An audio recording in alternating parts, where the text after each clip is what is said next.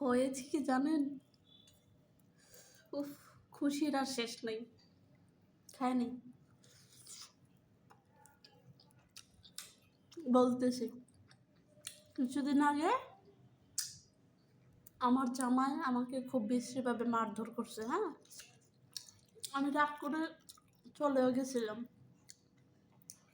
কিন্তু পরে বাচ্চাদের কথা চিন্তা করে আবার চলে আসছি। কি করব, মেয়ে হয়ে জন্মাইছি, কিছু করার নাই, মেনে নিতে হবে। তো এই ফাঁকে, আমি চলে যাওয়ার ফাঁকে আমার শ্বশুর শাশুড়ি আমার জামাইকে খুব কান পড়া দিছে যে আমাকে আর আনা যাবে না। বা মানে আমার নামে যা যা বলার কথা সব বলছে। এক সপ্তাহ যাইতে না যাইতেই হয়েছে কি, ওদের মেয়ের সাথে সেম ঘটনা হয়েছে। এখন আজকে আমার জামাই আয়া বলতেছে যে এখন ওর বোন জামাইয়ের নামে কেস করবে, মামলা করবে। এখন আমি শুনে বললাম কেন?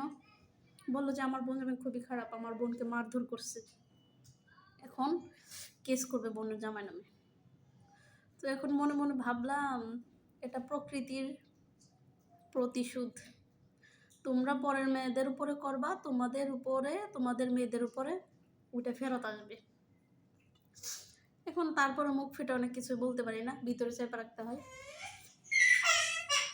আর সেই খুশিতে বাসায় মাটন কষাইছি আর লুচি